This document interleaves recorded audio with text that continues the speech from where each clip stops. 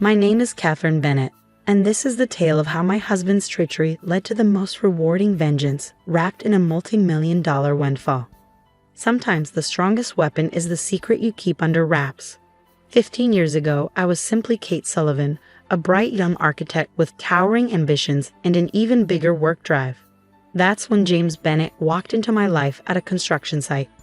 He was charismatic, driven, and seemed to connect with my passion for creating spaces that truly felt like home. Our love story blossomed over blueprints and permits. "You're not like the others," he'd often remark, watching me sketch deep into the night. "You really know how to build something from scratch."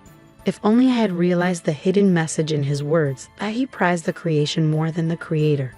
We had a modest wedding, choosing to invest in a down payment for a small home instead of an extravagant event.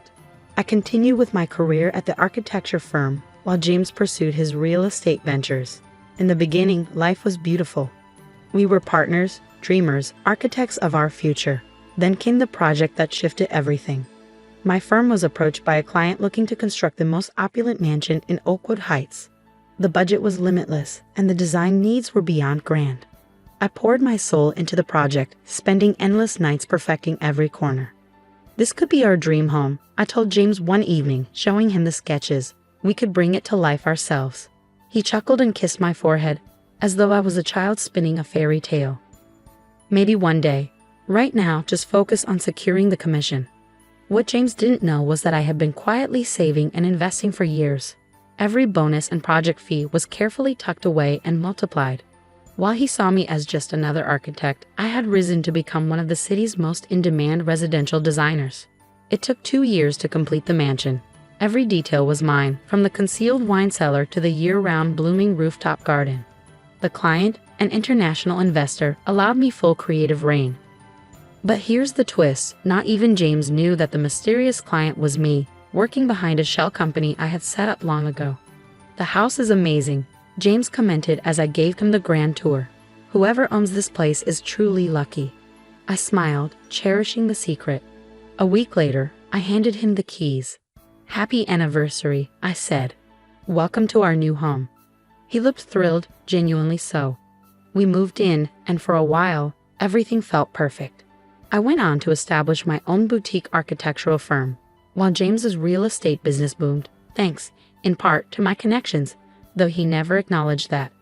Then along came Ashley, his assistant, 28 years old. I first noticed at our Christmas party. The glances, the laughter at inside jokes, the casual touches on his arm.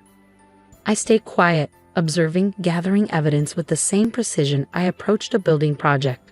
3 months ago, James began coming home later, smelling like someone else's perfume. His excuses were as flimsy as a house built without proper foundation.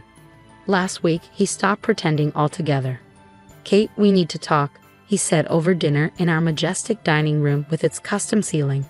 "My design, my masterpiece. I've fallen for someone else. Ashley understands me in ways you never could." I set my fork down and met his gaze, my expression calm. "I see. She'll be moving in next week," he continued, not daring to look at me. "It's best if you start looking for somewhere else. My lawyer will send the divorce papers." I nodded, remembering all the meticulous records I had kept, every contract, every company under my name. "Sure," I responded quietly, "if that's what you want." Yesterday they arrived together as I packed up my office. Ashley, smugly dressed in one of my favorite designs, a Chanel suit, practically gloated. "This house is far too sophisticated for someone like you," she sneered, running her fingers along the Italian marble countertop I had selected. "It needs a real woman's touch." James stood behind her, arms folded. "Kate, you should be gone by tonight. Ashley has big plans for the redesign." I took my last box and scanned the space I had created. Every line, every hidden feature, every carefully crafted piece. "Enjoy the house," I said, walking out. They missed the small smile I wore as I left, because the best architecture isn't only about what you see, it's about the solid groundwork beneath it all. That night, from my penthouse downtown that James had no knowledge of, I made a few phone calls and sent some emails. By morning, their perfect world would come crumbling down like a controlled explosion. After all, I didn't just design that house, I built an empire. James was about to learn that sometimes the quiet ones are only quiet because they're planning something grand. The next morning, under the bright, clear sky, I arrived at the mansion at 8 a.m., accompanied by my lawyer and a moving crew. I had crafted the house with a careful eye to capture the first light of dawn. As I stood outside, I could see James and Ashley at the breakfast table, surrounded by my custom designs. The doorbell played a delicate melody that I had chosen specifically for this moment, reverberating softly through the home. James opened the door, his self-assured smile faltering as he saw the group behind me. "Kate, what's going on here?" His voice was unsteady. "Just some important paperwork," I said with an even tone. "May we come in? After all, it's my property." Ashley appeared behind him, her expression already sour. "Your property?" James said his family trust funded this place. I smiled inwardly, recalling the countless lies James had told me over the years. "Actually, let's talk about ownership. Please have a seat. You'll want to hear this." My lawyer, Sanderson, laid out a series of documents across the dining table, the very same table I had commissioned from an artisan in Florence. "Mrs. Bennett," Sandra addressed her, "would you like me to explain, or shall I leave it to you?" "I think I'll handle this," I said, eyes locked on James. "James, remember when you mocked my dream of building this house? While you were busy chasing success in real estate, I was working on something far more substantial, Sullivan Architectural Enterprises.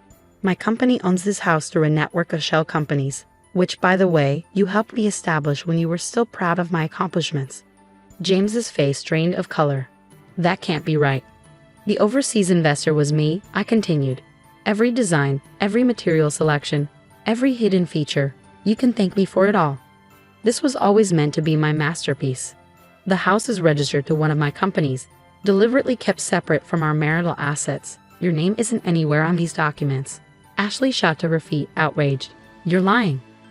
"James has said plenty of things," I replied, signaling Sandra to produce more papers. "But let's talk about what James doesn't know. Like how half of his most lucrative projects were funded by companies I control, or how I helped him land his biggest clients through my architectural connections. Meanwhile, the movers were hard at work, carefully packing away select items. The art I had commissioned, the furniture I had designed, the unique pieces that made this house mine." "You can't do this," James muttered, his world crumbling before his eyes.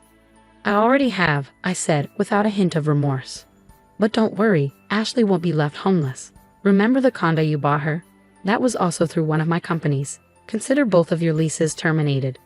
Ashley collapsed into a chair, her designer outfit now looking out of place against my carefully chosen upholstery. "James, do something," she snapped, but James was fixated on the documents Sandra had laid out. Evidence of his affairs, shady business dealings, and financial manipulations I had meticulously kept track of over the years. "You have two choices," I continued with calm authority. "Option 1, you both leave now quietly, taking only what's yours. I'll buy out your legitimate business assets at fair market value, and we'll part ways for good." "And option 2, James asked in a weak voice. "I release everything I know about your business practices to the SEC and to your clients. You'd be shocked at how many wealthy clients would be disgusted to learn their real estate developer was embezzling from their own projects." The next few hours passed in a blur of legal documents, movers, and the destruction of false illusions. By the afternoon, I found myself standing alone in the foyer, my hand grazing the wall I had designed to capture the perfect sunset. My phone buzzed. It was my mother. "Did it have to end like this?" she asked gently. "He left me no choice," I replied. "He thought he was living in his dream home, building his empire. What he didn't realize is that he was just a tenant in mine." The aftermath was quick and public. James and Ashley disappeared to some small town in Florida. My architectural firm flourished, now recognized as one of the most innovative in the country. The house, my house, was celebrated in design magazines as a benchmark of modern architectural brilliance. Sometimes late at night, I walked through these halls, touching the walls I created, smiling at the secrets hidden within every room. James never understood that true power isn't about showing your strength. It's about hiding it until the moment is right. Just last week, I received an offer to design a luxury hotel in Dubai. The client specifically requested the architect who built the Bennett mansion. I accepted with a smile, already envisioning my next masterpiece from my home office, watching the sunset through windows perfectly positioned for the view. I think about what I've learned. Sometimes the quietest person in the room is the one who built the room itself. James thought he was living in his dream house. He never realized he was living in mine. This house stands not only as a triumph of architecture, but as a reminder of the power of patience and strategy. Every hidden passage, every secret room, every meticulous detail was designed with purpose, just like my revenge. They say success is the best revenge, but I believe true victory lies in creating something so magnificent that those who betrayed you are forced to watch from the outside, knowing they had it all but lost it because of their own greed. As for me, I'm already designing my next masterpiece. After all, the best architects understand that after every demolition, there's an opportunity to build something even more extraordinary. Thanks for watching, stay stunned, and I'll see you in the next video.